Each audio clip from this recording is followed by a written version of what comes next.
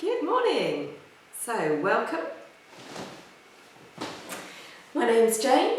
Welcome to this mini workshop on breathing. So, breathing.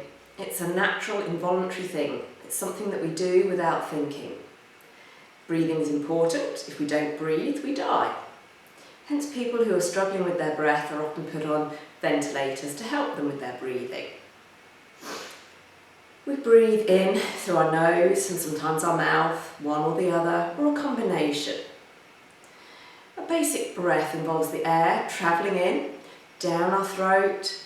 The epiglottis closes so that the air doesn't come down our food pipe, but goes down instead into our lungs. So we have a left and right hand lung. If you imagine two balloons, and each time you breathe in, those balloons are inflating and then deflating. Now also, we have muscles that help us with our breathing. So for example, the diaphragm. Now this is a band of muscle just below your rib cage here. When we breathe in, this muscle relaxes and it drops down, creating a dome, a vacuum, so that more air is pulled in. And then when it contracts, it pushes up and squeezes that air up and out. We also have our intercostal muscles, so the muscles between your rib cage that help to expand and contract to help squeeze the air in and out. So why do we breathe? Well, we breathe to bring in oxygen to our lungs, where it's then passed over into our blood system and transported around the whole body to where it's needed. So for example, our brain needs oxygen. If we don't have oxygen, then we suffer from brain damage or become brain dead. But also different organs in the body need the oxygen, and in particular our muscles. Then all the waste products from transforming fuel into energy, etc., like carbon dioxide, is transported from the body back to the lungs and breathed out. So we breathe in oxygen and we tend to breathe out the waste products, carbon dioxide. Now if you remember back to your biology lessons, which might be a long time ago, the air we breathed in was made up of oxygen, nitrogen and carbon dioxide. And then it was a differing amount from what we breathed in to what we breathed out. So obviously we breathe out more carbon dioxide than we breathe in. So breathing in to the lungs and then taking that oxygen to the muscles. This is when we do aerobic exercise. So we need to breathe in oxygen in order to convert stored fuel back into fuel that our muscles can use so that we can exercise. If you work too hard though, or too extreme, or over a long period of time, we get what we call lactic acid occurring, and we have an oxygen debt that needs to be paid off in order to continue exercising. Hence why sometimes you need to slow down or reduce the intensity, have a rest, catch your breath, all that sort of thing, so we get more oxygen coming back in, which can then pay off that oxygen debt and reduce the lactic acid, and then we continue exercising again. Another form of exercise is anaerobic, which is exercising without oxygen. If you think of Usain Bolt doing his 100-metre sprint, he probably takes one breath at the beginning and then doesn't breathe until the end. So he's working without oxygen, but that can only be performed for a very short period of time. So we do need the oxygen then to continue. Besides oxygen converting stored fuel into fuel that can be used by our muscles and brain, breathing also removes the carbon dioxide, which is a waste product of exercise and food converting to fuel. So we don't want too much carbon dioxide in our blood, but we do need some. Also, when we breathe out, we're breathing out moisture. Hence in cold weather, you can see you can see your breath, that fog, and that's water droplets being breathed out. So it's not a good idea to always breathe out through your mouth, because you're losing a lot of water and that can lead to dehydration in hot circumstances or hard exercising. So when we breathe in through the nose, the air that we breathe in is warmed, it's filtered, and then as we breathe out, it helps maintain some of the moisture still in our body. But what else is the benefit of breathing? Feel free to make a comment, let me know. If you've got any questions, put it in the comment box, and again, I'll try and get back to you. So we've already mentioned some of the benefits of breathing for exercise, for our brain. But did you know that actually by breathing, it's massaging some of your internal organs? For example, your abdominal contents. When you breathe in, that breath is pushing down, it's massaging your duodenum, all those muscles that transport all your food away and through your body. So it's helping to aid digestion, basically.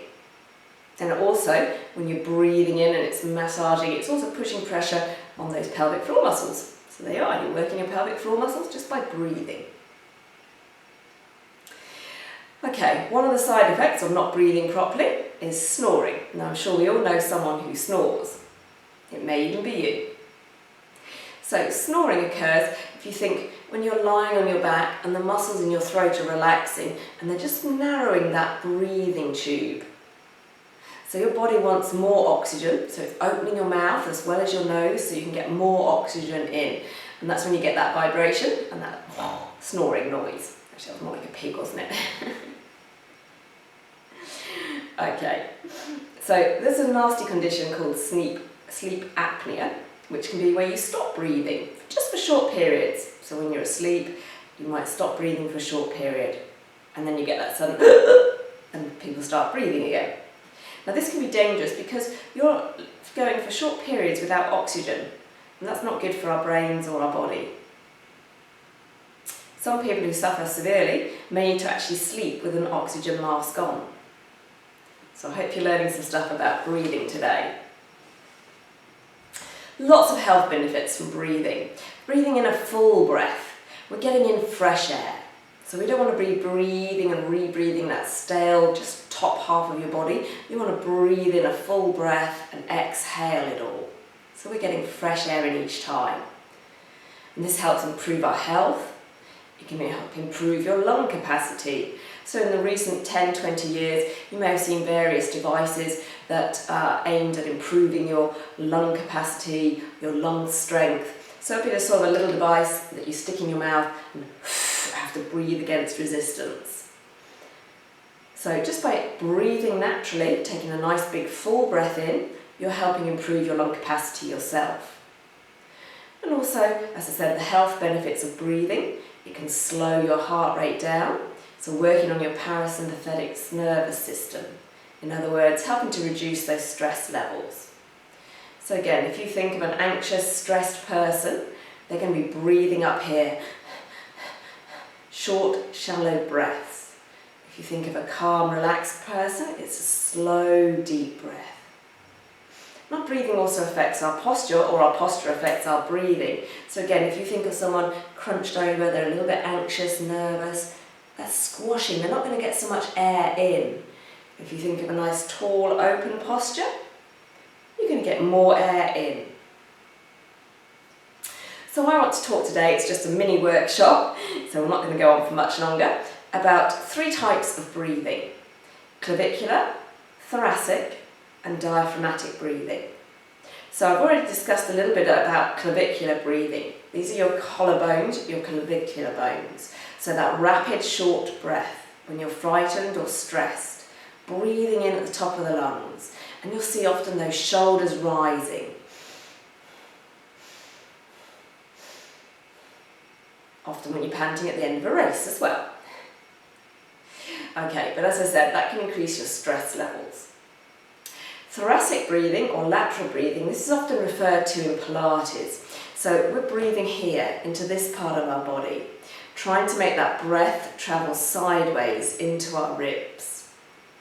And then finally, your diaphragmatic breathing, so if I mentioned your diaphragm there, or abdominal or belly breathing, it might also be referred to. It's where you're breathing in and that diaphragm muscle's relaxing, pulling in a full breath, and then contracting, squeezing all that air out. So a full breath is 3-dimensional. We use all 3 of those types of breathing. We breathe in wide, laterally, out to the side, deep, down into the belly, and broad, into your rib cage. The ribs at the front expand forwards and out, and you're breathing into your back. So let's have a little practice at some of that. I want to practice that lateral thoracic breathing first. So just place your hands on your ribs, give them a little squeeze in tight. Breathe out. As you breathe in through your nose, feel those ribs expanding.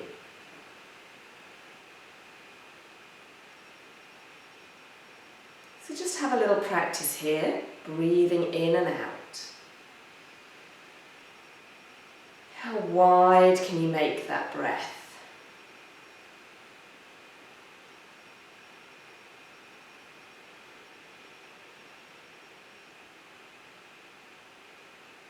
Now in Pilates, we're thinking about pulling our abdominal muscles in, so we're not breathing down into that abdominal muscles because we're working them, tightening them, and just breathing into this upper spine, our thoracic spine. However, in yoga, we want to try and get that full breath in. So I want you now to place your hands on your belly. You may prefer to lie on the floor for this exercise because then those tummy muscles are relaxed. Now take a long, slow breath in. Feel your tummy rise or expand forwards. And breathe out. Feel it fall or draw in.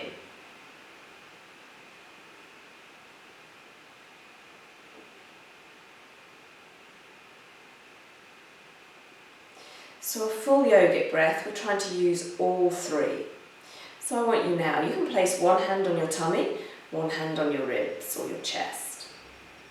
Take a full breath out. Slowly breathe in through your nose. Allow your tummy to swell and fill. Allow those ribs to expand, but without straining. And then finally, just feeling those collarbones rise.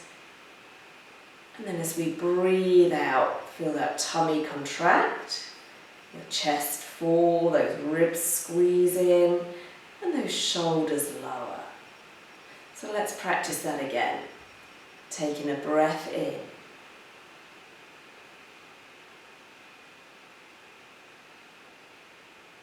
And then a breath out.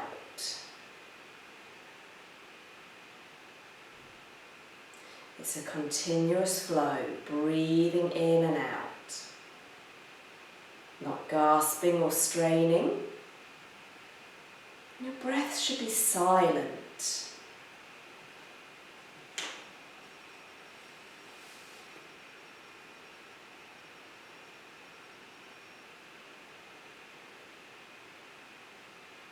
So I hope you feel a little calmer now. You might feel a little lightheaded if you've been hyperventilating or you're not used to breathing like this. And it does take practice. I found it extremely hard to breathe, and I still do. So keep practicing with me. Come along to one of my sessions, join in my yoga classes or my breathing and meditation classes. Don't forget this Saturday is a men's Pilates session to celebrate Father's Day this weekend. Hopefully I'll see some of you and your men later. Thanks for listening.